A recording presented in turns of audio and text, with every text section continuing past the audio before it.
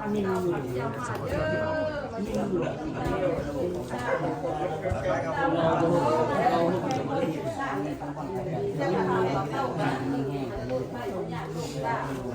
เย็นปวดคันเลือดดีเลือดเศร้าแต่มันนี่โลดนั่งข้างหลังนั่งนี่เก่งว่าก่อนนะยังจะวัน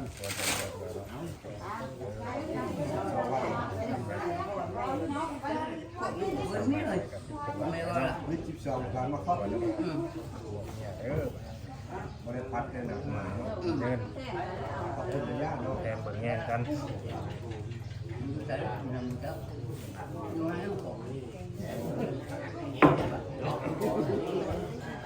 พอเดี๋ยวจะไปยกไปแรกมึงลาเลย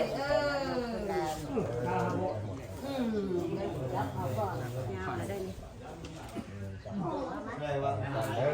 ยวนี่เดียวนี่ก็เป็นแย่พระสิทธิ์ก้าวเอาใจไม่แบบนี้พูดเด้อ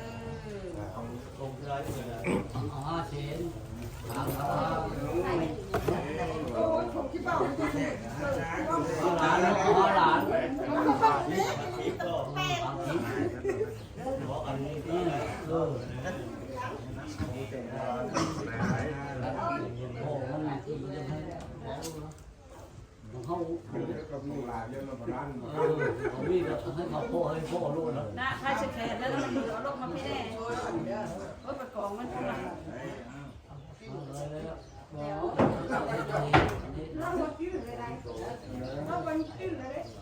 แต่คนจนมาช่วยงานแต่งคนจนการแจกไอ้จ่อยหมดเด้อพี่น้องจะสาเอาแกะไปเลยเนาะหอมหอมหอมแพงกันมึงดูหาจะบาทจะสาวลูกเอาเลย กอดคอแล้วน้อมแก้มลูกนี่เด้อยังโดนข้อจุดเจอข้าวอ่านมานี่พระแล้ว ข้าวได้พ่อใหญ่ก็สิให้บ่าวสาวเปิ้นหอมแก้มกันอยู่เปิ้นหักเปิ้นแท้โอ้เป็นนางละครเบาเล่าหอยข้าวข้าวแก้วก็ดิให้หักแพงกันรู้หักไม่ได้แน่ให้หอมก่อนนะเนาะไปสิหอมก็หอมได้หักแพงกันรู้หอมเลยอ่ะพี่หอมหอมเลยหอมหอมไอ้จอยหอมหอมหอมหอมหอมขึ้นในเมฆบัดเทื่อเนี่ยหอมหอมหอมหอมขึ้นจับละจับมาคิดจ้าดีมีแห้งจ้าในลูกในหลานเด้อเอาแล้วก่อนนี้คนทันได้อ่านจ้ะรู้แล้วก็อ่านภาพฝันเลยว่าอ่านแล้ว รู้แล้วน้ำดีๆได้น้ำเค็งๆแม่ผมแม่น้ำมวยไม่มวยใช่มวยน้ำหนักก็เป็นว่าอันนี้จะเอาอยู่นี่มันไม่ใช่ผมไปอยู่ดีกว่าเป็นจะเล่นนะเราเลือกเลือกต่อขันล้อมันจะน้ำอะไรพอเราคอยเอาพี่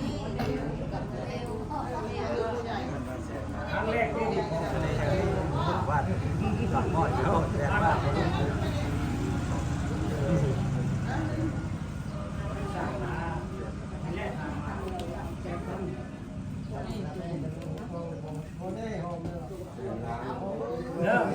ยังเป็นบ้าให้กันนะให้เป็นเรื่องแก้โอ้ยบอลคือเลยที่ผู้เข่นให้ไม่หมดโอ้เกมเดียว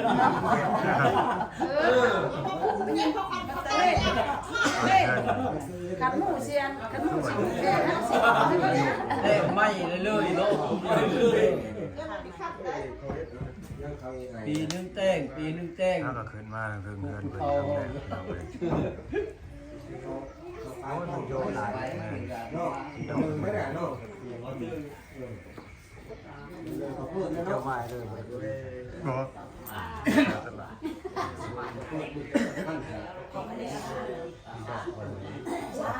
โอ้ดีเจนแล้วมันหลายแม่ มันเยอะร้อยพุทธานั่งก่อน แม่เนี่ยครับ ก็บ้างเลย คิดแม่ก็ให้ที่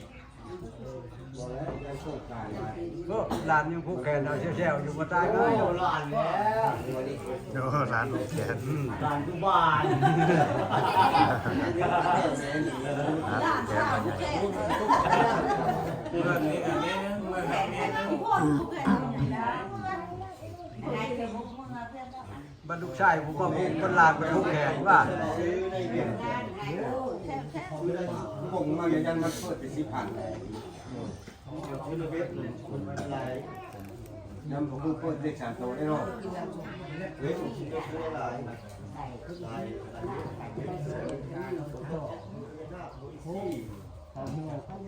หลายเม็ดเลย แล้ว คิดว่าทางนั้นอีก โอ้มันไม่ได้ไปเลยตู้ปุ่งเอาของตู้ไปเลยงานที่บอกกัน อะไรเราได้มันเอาอะไรนะเรา ได้มาได้ เซลได้เยอะ ร้อยล้านเด็กนะ40ล้านนี่ก็เองเราก็เอง ร้อยนั่นเองบอกได้ มันอย่างมันต้องขึ้นเฉยๆกูมูเลยเนาะ เราไปแล้วเห็นไปก็ได้ไปก็ยังเอาไปยังเอา มันต้องขึ้นอะไรขึ้นอะไรให้มันก่อยเฉยๆอยู่ จับเงินเรา ทุกจักรเลย เงินเลยนะเงินเลย ไปก็ได้ อิซิยูแล้วกันดึกเลยต้องหัวผมไม่ยากนะเก็บ ไปโพสจะไปเข้าก็นอนโพสนี่ใครไม่เคยโพสเลย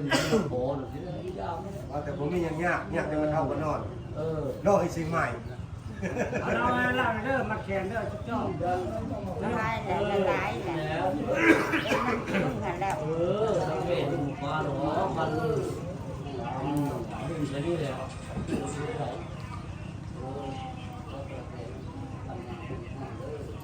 แต่หุ้มไปว่าฝั่งไทยก็ยังมา นี่ก็เอกสารนะใน คุณไปนั่งทั้งพวกให้ มัน เรา บันทึก แล้วเข้าไปอ่านใน ไปนั่งอ่านนะครับ อ้าว เจ้าเต็นเท่าแก่ในได้งานนี่เจ้าไปฟังนำได้มือน่ะเจ้าไปฟังนำมือน่ะเนาะเจ้าต้องอ่านให้ฟัง บทบันทึกบ่เนี่ยนะ บทบันทึก เล่าแบบ บทบันทึกการสู่คอการหมั่นเนาะสบายดีพี่น้องสบายดีเนาะสบายดีสื่อมวลชนทุกคนทุกท่านทุกช่องเนาะ เลย คือไอ้จอยนี่เพิ่นว่าเพิ่นสิไปเร่งเนาะสิไปเร่งไปรัดที่ว่าเรื่องของน้องตุ๊กอะไรลูกสาวเพิ่นเนาะกับน้องไซเนาะว่าไอ้จอยนี่เราเข้าใจว่าบทบันทึกนี่เพิ่นบันทึกไว้ว่าเดือน4ปี2025หรือ26เดือน4ลาวนะพี่น้องเอ้ยที่ว่าบันทึกกันได้ว่าสิฮอดมือแบบว่าผูกคอต่อแขนหั่นน่ะฮอดมือวันนัดหมายกันแล้วว่า แล้วยังบ่ฮู้ว่าเพิ่นนัดหมายเดือน4ปีใดหั่นน่ะบาดนี้นะ เบิ่งดู สิเบิ่งในบทบันทึกนี่พี่น้องเอ้ยนี่ อืม เพราะว่าเพิ่นได้ลงไว้แล้วรายละเอียดอยู่ในนี้เนาะ เลย บทบันทึกการสู่ขอการหมั่นบ้านนี้ก็ระหว่างเท้าใช่เนาะเพิ่นลงสื่อเท้าใช่กับนางตุ๊กเด้อพี่น้องเด้อ อ้าว อันนี้ก็สิมีดราม่าบ่หรือจังใดถ้าเกิดว่าเท้าใช่นางตุ๊กก็เบิ่งเยอะเนาะ เอาตามอ่านตามเอกสาร แม่น เนาะ ไปตามเอกสารนั่นแหละ เอกสารจำกายัง บ้านแกงแฮดเมืองไชบุรีแข้งสวรรณเขตเนาะอันนี้ก็นางตุ๊กก็อายุ18 ปีเนาะลูกสาวไห้ชาวนาคือการบ้านดงบางแง้วอันนี้เมืองอุทุมพรแข้งสวรรณเขตรวมค่าสินสอดค่าดองนี่เป็นเงินสดเท่าไรจ่อยจื่อจะดีบ่จื่อ จือฮอนเงิน 15ล้านได้พี่น้อง15ล้านกีบ ซ้ำกันเลย ซ้ำกันได อ้าว ซ้ำกันกับอันนี้บ่ซ้ำกับพ่อบ่ แม่นคำ2สลึงงัว2โตอ่ามัดจำสินสอดนี่นัดมือแต่งดองเดือน4ลาว ปี ปี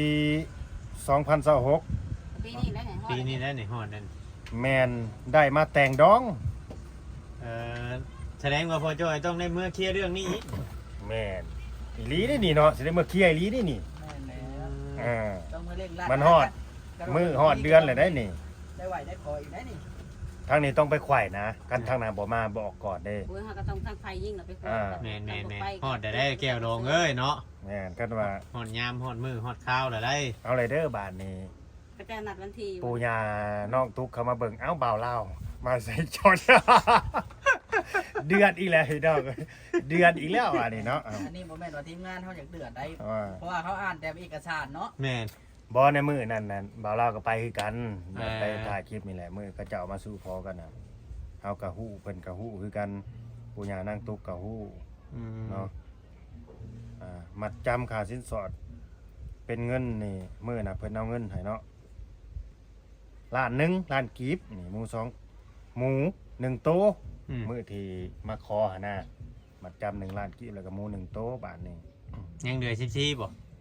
เพิ่นเว้าอยู่บ่ถ้าเฮามาจำไปซั่น บ่ มัดจำมันเกี่ยวกันอยู่ เพิ่นว่าบ้านนี้นายมือมาแต่งเดือน4ลาวนี่ ปี2026นี่แม่นได้มาแต่งดองนี่ เงินนี่10ล้านบาดนี้คำ1สลึงงัว1โตบัดมือมาแต่งนี่ อืม ยังข้างไว้นำโตเท่านี่ บ่ เงิน5ล้านกีบ อืม คำ1สลึงงัว1โตก็คือมือมาแต่งนะเอาเงิน10ล้านนะมาวางนำ อืม คำสลึงหนึ่ง คำสลึงหนึ่งส่วนที่ว่า5ล้านนี่คือข้างไว้นะบัดเลิกลากันจังได้ เอาเพิ่นเงินตัว1ล้านนะเอาให้คล้ายๆว่าพ่อจ้อยเอาให้500,000เมื่อกี้นี้เอาให้เพิ่นซื้ออืม ถ้าหากฝ่ายซ้ายบ่มาปฏิบัติตามบทบันทึกนี่ฝ่ายหญิงจะส่งสินสอดคืนให้ฝ่ายซ้ายเพิ่นน่ะนี่แหละคือฮอดมือแล้วมีแต่ทั้งอันแจวดองเจ้าผู้แลเพิ่นสิมาบอกอีกเนาะว่ายังบ่ทันเด้อดองเอ้ยจังซั่นจังซี่เลื่อนไปก่อนเด้อ เลื่อนเนาะ เอาเลื่อน แต่ทางนี้ก็ต้องไปไขว้เพิ่นแหน่ตั้งแต่ แม่น เพิ่นดื่มเด้ แม่น ถ้าทางผู้หญิงบ่ไปเว้าไปถามนี่เพิ่นก็สิเฮ็ดดื่มด้วยได้เนาะ นั่นแหล้วอึ้งเลยบ่ อ๋อบ่เข้าใจตัวนี้พยานซ้ายพยานยิง นี่น่ะเนาะจังหวะ แล้วสิพาไปพวกมึงน่ะ ไผได้อยู่บ่แล้วเนาะเนี่ยเพิ่นก็สิไปหา อันผู้ใดเป็นอัน ผู้รักผู้ใหญ่เพิ่น เจ้า บ่ นะ แล้ว ผู้ใหญ่ เนาะเฮาก็บ่แม่นนั่นผู้รักผู้ใหญ่เด้ บ่แม่นจะพูด เฮา จั ก็ งห บ่ น่อย กล้า ก็สิว่าเฮาไปนั่นแน่เนาะ แม่น ก็สิว่าเฮานั่นอีกผู้รักผู้ใหญ่ผู้พาไปผู้มาเว้ามาไหว้มาขอครับมื้อนั้นนั่นแหละ เพิ่นก็มีผู้รักผู้ใหญ่คือกัน คนน้ำบ้านของเมืองแง้วหั่นแหละ ก็ต้องไปกับเพิ่นนั่นแหละหรือไอ้จ่อยบ่ไปก็ได้เพิ่นแต่งตั้งทางนั้นไปก็ได้นั่นน่ะก็ฮอดมื้อฮอดวันแล้วฮอดแล้วได้ไอ้จ่อยเอ้ย มันฮอดแล้วมันสิตกเป็นเดือน5แล้วเดี๋ยวนี้น่ะ แม่นเริ่มแล้วได้บาทนี่คันว่าคันทางนี้บ่ไปขวากไปควายแห่งก็เจ้าแห่งสบายแล้ว อยู่แบบนั้นแหละเสยไปเลย ครับ อืม ก็บ่ท่วงบ่ทันก็ให้เขามาอันบอกกันทุกเชื้อเนาะ อันนี้พี่น้องรักฐานเนาะบ่แม่นสิว่าอาจารย์ไม่จ่อยบ่แม่นว่าเฮาสิเฮ็ดขึ้นมาเองได้อันนี้เนาะมันมีบทบันทึกกันข้างแหน่ได้นี่ แม่นสิใส่ลาย ประทับตานายบ้านอีกต่างหากเด้อนี่พี่น้องเอ้ยนี่เนาะมันเรื่องแห่งของบ่าวเรามัน ออกก่อน เป็นอ้ายหมู่นี่แหละ เอาอีกแล้วสิว่าแล้วฮะ ข่อยคิดว่าเรื่องนี้ข่อยคิดว่า แล้ว เป็ แล้ น ว ไว้หลายปีฮะเดินเข้าไปมาหาได้ฮะนะอันนี้แหละมันที่จริงอ่ะ ก็บ่ได้เฮิงเนาะบ่ได้เฮิงใดที่ว่าเพิ่นนัดหมายกันได้หั่นนะบ่แม่นสิว่าคือของ แบ ไอ้ บ จ เดี อ ยวย กับพอจอยนี่นะพอจอยกับเดือน4คือกันเนี่ย ปีหน้าเฮ้ย4กับ4ปีหน้า เฮิงได้จังได๋ก็ฮอด ยังครบรอบเนาะเดี๋ยวนี้ก็เดือน4เลยยังปีนึงย้อนน่ะครบรอบนะแม่นอันนะ เตรียมรถให้จอยไป อ่ะพอจอยมีความคิดเห็นอย่างไรบ้าง เพิ่นฮู้แล้วบาทนี่ ฮะ แจวดองเพิ่นน่ะ เจ้าเจียวแล้วไรบ้างจังหวะนี่แหละ เราสิได้เมื่อยอยู่บ่ ในเมื่ออยู่ในเมื่อ สิเมื่อบ่ เมื่อ เออ เมื่อฮับเพิ่นพูนฮับผู้เพิ่นเช่นนี่แหละ แม่ ผู้ใหญ่หั่นแหละเนาะ แม่ ผู้ใหญ่ไอ้น้องน้ำบ้านของมึงแง้วหั่นแหละในบ้านมายังเงินเพิ่นกับเพิ่นก็สิแนะนำเจ้าไปหาผู้นั้นผู้นี้ดอกเจ้าก็ซื้อเอกสารเป็นได้ฮอดเดือนฮอดปีมันได้ทำเพิ่นบ่มีก็เพิ่นสิว่าเดือนก็แล้วแต่เพิ่นตัวน่ะนี่เฮาก็ยังบ่เว้าไปก่อนบ่ได้ทั้งเทื่อเพิ่นมีเงินเพิ่นเต็มทงอยู่กับไปสิจักเพิ่นเตรียมไว้ใส่เนาะ แม่น เฮาบ่ฮู้ได้ตัวน่ะ เงิน10 ล้านงวดตัวหนึ่งคำหนึ่งสลึง สองสลึง บ่แล้วมือ สลึงหนึ่ง มื้อนี่แหละมื้อนัดมาแต่งมาอันนี้นะโอ้หลายเติบได้พี่น้องเอ้ยทำกับแพงช้ำของมื้อนี่ บาทละเท่าไรเลยเนี่ย หลายเติบ 80,000 เด้อ ในนำ 80,000เลยดิ แม่นเห็นในโลกโซเชียลแล้วเฮาทำมันสิ จักแม่น แม่นเฮาก็บ่ได้เข้าห้านครับนะมันขึ้นได้ค่าเกิดสงครามในแต่น้ำมันยังว่าชื่อกันบ่ทันเลยไอ้เบาดีเบิ่งอยู่เบาดิเท่าไหร่แท้ เงิน10 ล้านงวดอีกตัวหนึ่ง 55ล้านกับ200,000กีบ เดี๋ยวนี้บ่ แม่น 15ล้านกับ200,000กีบบวกลบคูณหารเบิ่ง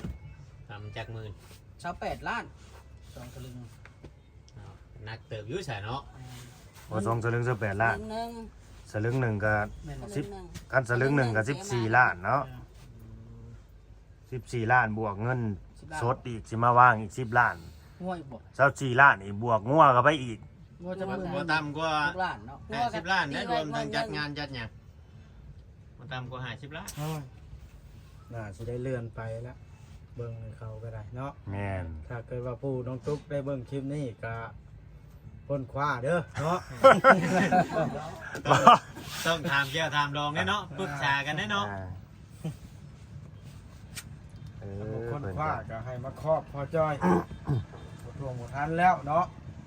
เจ้าเวลาเจ้าอยู่สมมุติว่าโทรหาน้องตุ๊กน่ะเจ้าได้เว้ากับ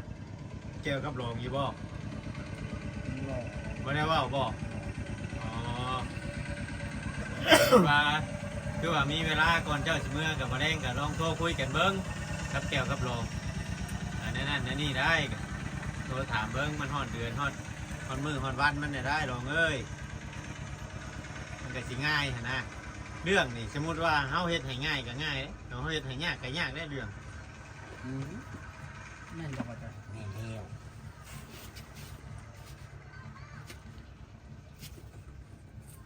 ปรึกษากันเนาะ ถือว่าภาพไปแล้วอ่านที่นี่ถือว่าอ่านตามเอกสารแล้วก็ฝากไปถึง พากเลยบ่ ฝากเลยแล้วให้ค้นคว้ากันนะ เออ มันฮอดเดือนแล้วเด้ฮอดเดือนแล้วก็ค้นคว้ากันจังหน่อยทั้งนี้ไปเร่งรัดนะทางใดก็ครอบกันเตรียมถ้าครอบกันกันบ่มีน้อยจ่อยหรือเจ้าจะให้แต่งเลยบ่ นี่ก็ฉันบ่มีก็ครอบกัน เอาแต่ว่าเอาตาม ขอกันเนาะขอเลื่อนไปก่อนเด้อดองเอ้ยบ่ทวงบ่ทัน ในไรก็ต้องให้คุยกันนะในเรื่องนี้น่ะเนาะ เรื่องนี้ต้องถึงเงิน คนละผู้ใหญ่ แก้งบอีกเลย แม่นต้องถึงกับแกในห้องอีก สั้นเพิ่นสิเฮ็ดขึ้นมาหยังบ่บันทึกคันมันบ่มีความหมายเนาะพอจ้อย แต่ว่าพอจ่อยยังได้กำด้ามอยู่ มันหอดปีอยู่ว่ามันยังหอดปีใช่ไหม ยังบ่ฮอดนะแต่ว่าเพิ่นจดบทบันทึกไว้เด้บางคนผู้เขามีขอมื้อนี้แต่งมื้ออื่นก็มีผู้เขามี ก็แม่นเลยมาหาเงินก่อนเขาจะมาขอกัน เอาแหละ เองเลย บ่แม่นเดือน4ปี2027มาเบิ่งใหม่ดูให้จ่อย เอามาเบิ่งใหม่ดูฮะ เดือนเบิ่งปีบ่กิน ห่วย มันก็ เรา เข้า ถ่าย ไป คลิปไปแล้วบ่กล้าลงเลยเนาะ เขาว่าปี2027บ่แห้งอีกแล้วเฮ้ย เข้า เนาะ ไปเบิ่งเด้อฮะเจ้าบ่เข้าไปนั่งเบิ่งน้ำกันอีกอยู่พุ่นค่อยถึงได้เห็นนำ เจ้าโห 26เนาะอันนี้ ทำปีหน้ามันก็ชาเจ็ดแล้วบ่ ก็บันทึกนี่เดือน ขอ 9 ไว้แต่ทีแรกเราเดือนหาเดือนหกผมเพิ่น บันทึกนี่เดือน9เนาะ ไปหมดแล้วพอดแล้ว ที่บ้านต้องมังแงววันที่20 เราสิไม่ใช่ บ่แม่นเนาะวันที่20เดือน6ปี2025ที่ พ เฮา อแล้วทางไหนวัด ที่เฮาไปขอนะเฮ็ดบทบันทึกกันอันนี้เด้พี่น้องนี่ ช่างตาพ่อบ้านข้างในว่า นี่หาแล้วนี่นะที่20เดือน6ปี2025นี่ มันก็ นั่นแหละมันชักสิทธิ์ได้น่ะ อ้าว20เดือน6ปี2025 คือกฎ ใกล้สิฮอดปีแล้วล่ะ เมืองให้เนาะ ใกล้สิฮอดปีนะ มันล่ะ แม่นเลยแหละ เก็บ ปี ไว้ดีๆ 2026นั่นแหละ เก็บไว้เป็นหลักฐาน เสียแล้วล่ะติ คือว่าแล้วก็เป็นคนเก็บได้ดีด้วยนี่เนาะ แม่นๆเก็บเบิดได้เอกสารนะทุกสิ่งทุกอย่างเบิด มีการ ไกลโดยขนาดใหญ่ตลอดเนาะยังดียังบ่เสีย ใบอันยัง ชื่อ ใบทั้งเพื่อนเขาน้องแต่นี่ก็เลย อยู่น้ำเจ้าบ่ อยู่น้ำเขาตะกี้บันนี้ชงเบาเทียง อ๋อ อ๋อใบ เขา อันเพื่อนจนอยู่บ้านนุ่นชันนี่บ่ แม่ เอาส่งบ่เตียงไปแล้ว ชงแล้ว อืม เพิ่นตอนนั้นแล้วเป็นตัวใหม่แล้วเนาะตัวนั้นน่ะ ตัวจะส่งน่ะเพิ่นเฮ็ดแล้วบัดนี้ แล้ว เพิ่นเฮ็ดตัวใหม่แล้วเพิ่นดึบล่างชื่อเขาออกแล้วเพิ่นเฮ็ดตัวใหม่ เดี๋ยวมันเขาบูมีผู้เอาเมียนเขาเอา อ๋อ มาฝากไว้ อืม แล้วช่วงนั้นเขาว่าญาตินั้นทางคอยเนี่ยไปจำเอาเงินว่ะใบน่ะ อืม อ๋อ จำได้เลยมีแต่ใบยี่ขายเนาะ ที่เขาเจ้าว่าเจ้าจะขายที่ยินบ่ แม่น อืม ใช่ว่าสิไปเฮ็ดนั่นห้องลูก อ่า มันเป็นแมวเนาะ เหมือนว่ามันสิขายง่ายขายหลายที่พ่อจ้อยแต่เพิ่นอยากขายตัวนี้ก็ยังเผื่อสิมีคนซื้อ ได้แล้ว มันบ่ได้แม่นอันนั่นได้ 150,000 เอาแม่เสียนหา โอ้ยเดี๋ยวเงินเนี่ยเสีย ทั้งเฮือนทั้งอะไรนะบ่เบิดนะบ่เซ็น ดิน ทางเงินทางดิน เพิ่นสิขาย150,000ตัวนั้นน่ะ มันกว้างแหละ40คูณ40เจอบรรดุษให้ก็มีก็มีเงินน่ะจ้าเราเฮีย เซ็นหาบ้านเฮาบ่สิโจกให้เดือนนี้ได้ พ่อจ้อยแล้วอยากได้ให้ตึดอยู่เพิ่นอยากไปอยู่ทางนั้น เอาละไหมเนี่ย แทนห้าเงินไทย อ่า 100 ล้านนะ เอายังสิจบคลิปไปก่อน 100 ล้าน เพิ่นอยากขายแสนหาเนาะ มีเงินเอาได้ประกาศ ผมมีเบิกชื่อนี่ก่อนนะเนาะอะไรอันปลูกกล้วย ไป ก็ กัน ได้ ลงกัน เดียว เบิ่งสิคนพวกมันก็เซ็นหา โอ้เวลาสิเป็น แต่ ชื่อ เรามีญาติพี่น้องอะนะเนาะ อ่า ได้ยินทางผู้รักผู้ใหญ่เพิ่นเว้ามาเนาะนี่ก็ได้เฮาเว้ากันในทีมงานนี่แล้ว ห้องนงห้องน้ำก็มีน้ำสางมันสางมีบ่ ยัง ทั้งสร้างเพศแหละเนาะ เท่แล้วบ่ บ่มีน้ บ่ได้ไปจะหึง แต่ว่าเขาเพิ่งว่าเพิ่งขานี่เพิ่งขา จะไปจับบ่ดินเทียกันเพื่อนข่อยฮะจะสิไปได้ ำมันที่ราบคุ้มไหน ทีลา เพื่อน บ เขาก็ได้อยู่แล้วเนาะ ทีลาบก็ดีแหล้วเอาคนเดียวไปกันคุยโลดเนาะจ้อย ที่ว่าเป็น สำหรับ แซม คลิ โร ป ง นี้ แซม สิได้จบคลิปก่อนเด้อ จบแล้วบ่ แม่พี่น้องเลยขอจบคลิปก่อนคลิปนี้ก็ได้คลิปหน้าจังว่าการสิมีเรื่องใดก็ได้รอเบิ่งรอชมน้ำกันอีก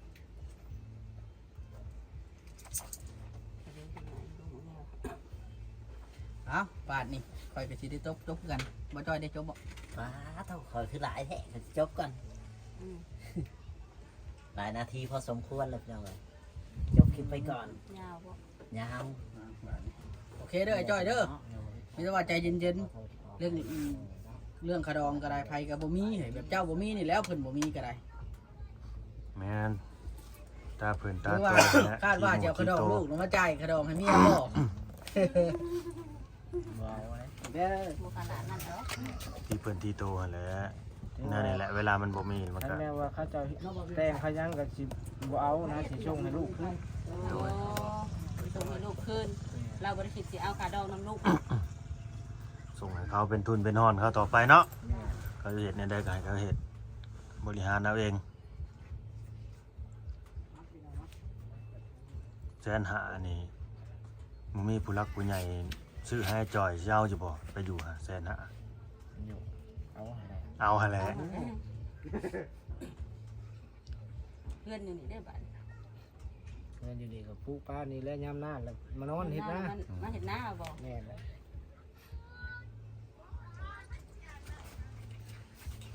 แสนหาพี่น้องเว้ยโอเค ดิน โอเค ของเพื่อน แม่น ดินของเพื่อน ทางนั้นก็มาเลยเนาะใครโทรมาอีกล่ะโทรศัพท์บอกเอาเป็นกำลังใจให้เด้อไอ้จ่อยเด้อจบคลิปสำเร็จเนาะสบายดีโดย